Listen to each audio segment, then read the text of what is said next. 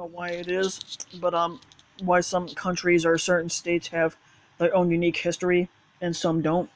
And the one country that I find fascinating with their history is Egypt because they got the Sphinx, the pyramids, the tombs, and all that stuff. So it's really interesting to learn about that. But then you go over to Italy and they got the Leaning Tower, the Roman Colosseum, and the Vatican Church. And then you go over to France and they got the Eiffel Tower and the Louvre Museum.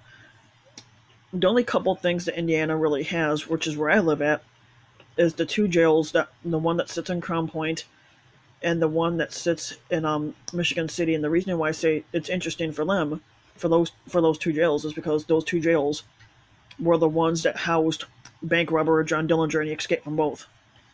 They turned no, now the jail that John Dillinger escaped from in Crown Point is now a museum. So you could go in there and you could walk through the museum, and it's only like it's and as small as it is, because the prison was the prison because that particular prison was only big enough to house maybe 20 inmates at the most, and that was it.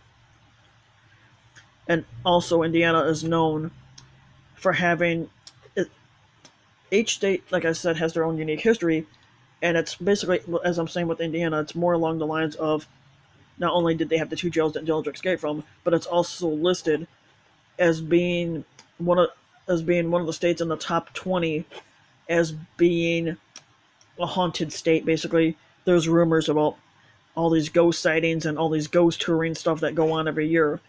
And I have a friend that actually goes, and she's actually involved with the paranormal and everything like that. And she goes from building to building that's rumored to be haunted, and she investigates. Now, even though I couldn't find a story on it, but there's a school that's not too far from where I live. It's about 20 minutes driving distance, and it's listed in a town called Cedar Lake.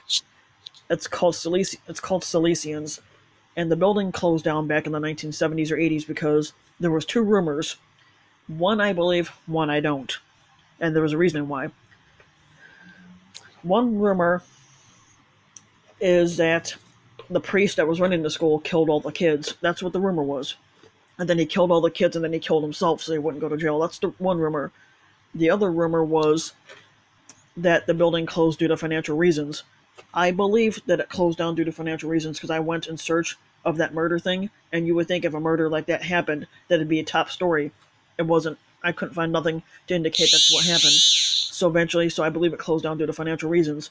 But the building is rumored to be haunted, and there is a YouTube channel where you could look at the inside of the school, and there's actually people touring inside the school and it's inside the abandoned school in itself, because it's the building still sits there. It's just abandoned, and it's in disarray.